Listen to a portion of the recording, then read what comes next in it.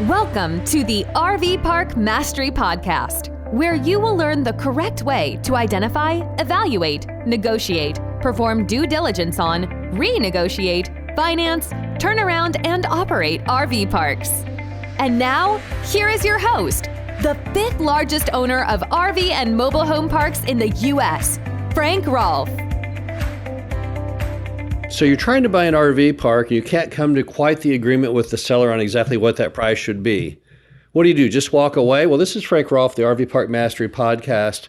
We're going to be talking about the options when you and the seller can't agree on a price, because there is more than just the walk away concept. So the first thing is just that. You can just keep offering your price to the seller over and over again, hoping that somehow or other they will accept it and you can get the price that you hoped for. Now, the problem is that could take a long time and it might take forever. So we've had cases where the seller, after several attempts, says, you know what, it really hasn't sold yet. Okay, I'll go with that lower price. But we've other people we've talked to for years and still have never reached a deal. But that is always one option, is just to be persistent and keep offering the same thing over and over. Another option would be to tie it up and then try and renegotiate it. We've done that many times. Now, what are you really doing there? Well, you're going ahead and giving the seller the price that they are demanding, even though you know it's not the right price, with the expectation that during due diligence and financing, truth will prevail, and the seller will be forced to go ahead and accept the fact the property isn't worth what he thought. This typically comes in the form of the appraisal, or it can be just in the form of lender pushback and say, nah, I don't think it's worth that. And then, of course, you may find items as you do due diligence which open the door to renegotiation, errors the seller made on such things as property tax or insurance, and then cases where the revenue isn't exactly what he claimed. Now, we have learned over the years that if you're going to tie it up and then renegotiate it, you typically cannot do better than a 20% reduction. So if your goal is to do more than a 20% reduction, then it's probably not going to work. In that case, you better go to step one, which is just to keep offering that same price over and over until they break down and take it. Because once you've tied it up and tried to renegotiate and you fail, you really can't tie it up a second time. You basically have lost the deal. Now, another option you have, if you can't agree on the price, is to try and work backwards to that price using seller financing. Now, we have long advocated seller financing. My first RV park was seller financed, so was Dave's. So we are big believers in the power of seller carry. Now, how do you get them to carry paper? Well, for one thing you can do, you can steer them to it by offering them two prices. One, a cash price, which is lower, and number two, a seller carry price, which is higher. So if you steer them in that manner, most people will opt for the higher price if they can. And then you have to know how to structure your seller note. Most sellers are not going to carry the paper for longer than a 10-year term, but they will allow for 30-year amortization. Typical interest rate is going to be a little lower than what the bank gets, but somewhere in line with what they can get right now in the form of a CD or treasury, which is roughly around 4%. So if you're a seller and you have the ability to get your money in the same interest rate you would have it placed in with a treasury or CD, get the higher price, well, it's a no-brainer that carrying makes a lot of sense. And that's why so many sellers will adopt carry if you press them for it. Now, even on a difficult deal where you can't hit the price, you can work backwards there through seller financing by lowering the interest rate or by lowering the down payment.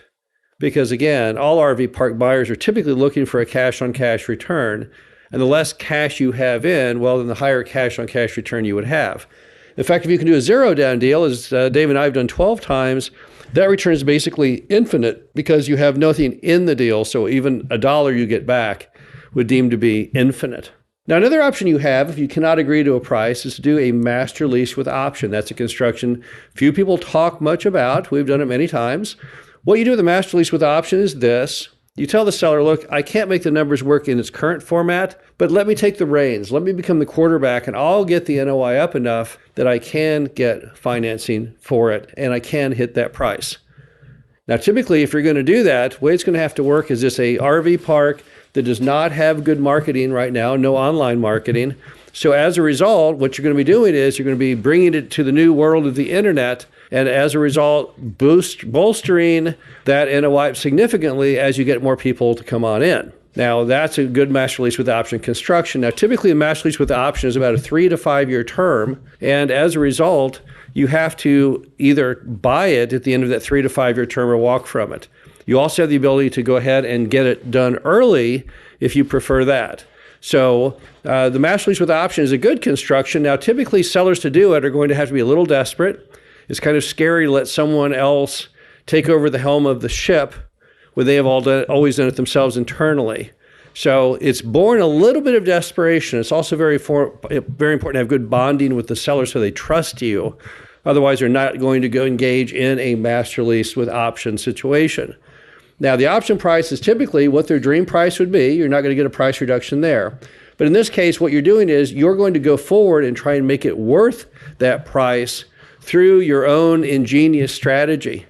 That is the key component. And you can do that. You can make that happen if you will, in fact, work it and put forth the effort mom and pop have not done in the form of properly marketing to get people to come on in, better customer service, and also typically better social media reviews. One note on that, if you're going to do a master lease with option construction, you've got to make sure that you have a very, very well-written contract. Do not do something on the back of a napkin.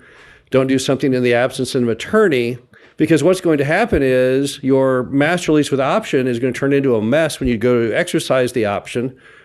What will happen is they'll say, well, I'm not going to sell it to you at that price anymore. I drove by the RV park. It's now basically full and looking great, so I think it's worth more. And they are, in fact, correct. So every time we've done a master lease with option, then invariably that's how it ends. There's some kind of problem at the very end of the movie in which they don't want to sell, and we've had to force them to then sell to honor the commitment they already made, because it's just consumer behavior that when you own something that you can tell is worth more than what you agreed to sell it for, that you then don't want to sell it. You want to negotiate for a higher price, and that's always what happens. So if you want to take the master lease with option, what you're going to have to do is you're going to have an attorney write that document and tell the attorney on the front end, now I'm going to suspect when I get done improving the operations of this property, they're going to not want to convey it to me and make sure, 100% sure it's written in a form in which you can force them to do that. Now, another option, and this one I'm not a big fan of, but people have done it, and that's to buy a partial interest in the RV park. So you want to buy the whole thing at a certain price. They won't sell it at that price. So you say, well, hey, what if I buy a portion of it? Would you then maybe sell it at a lower price because you're still keeping half or more? And some sellers will say, ooh, I like this idea. I'll sell a partial interest. That means I still own my RV park, and I'm going to bring in new blood, someone who really wants to push all the things that I'm lacking anymore and lost my energy. So as they grow the business, I will benefit as well. Now, the problem when you do a partial interest is you have something that's extremely illiquid, because very few people will buy a partial interest, and no bank is going to make a loan on a partial interest. You'll have to own majority, and then mom and pop will say, no, I won't give anyone the majority. You have to keep the minority because it's my RV park. So they're very, very complicated transactions to do. Also, it would have to be an RV park that's worth a whole lot to make you buying a partial interest really worth your while. But the big hurdle, again, is liquidity, because now you're stuck in partnership with someone you don't know at all. All you knew about them was they weren't very good with their RV park before. And what will you do if you want to make changes to how it operates and they refuse or they don't like that? They can outvote you because they have a greater stake. The final option, and this is what most RV park owners do today when the price the seller wants does not exactly match what we want to pay, is to often just take a leap of faith that you can get the job done, that you're going to go ahead and overpay a bit. You're going to do what we call stretching to get the deal done. And then once you've stretched to do it, you have to make good on that promise you made to yourself and get out there and really work the marketing, get that occupancy up, get rents up, make it a very streamlined, well-running machine to make it then worth that little bit more that you overpaid. Now, there's many, many tales of people who've made fortunes out of buying RV parks that were poorly run and buying them at a price that was unsubstantiated when they bought it, with the expectation, which they then successfully did, of increasing the net income. But remember, if you want to do that stretching, that leap of faith maneuver, you still have to get a bank loan. And that's the key problem, because the lender is not going to support a leap of faith because they get no upside. They get no stake. They get no extra money if you do well with your RV park. All they have is downside if you don't make the payment. So that's where a lot of those deals fall apart. Now, if you can find a lender who understands the narrative and supports your story, that's great.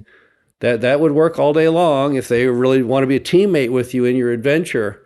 But that's the real struggle. And once again, you're not going to be able to pay a huge percentage over what it truly is worth to do that stretch. The bottom line to it is there are many alternatives when you and the seller reach an impasse to try and bridge that gap. Don't give up when someone doesn't agree to your price. There are other options. This is Frank Rolfe, the RV Park Mastery Podcast. Hope you enjoyed this. Talk to you again soon.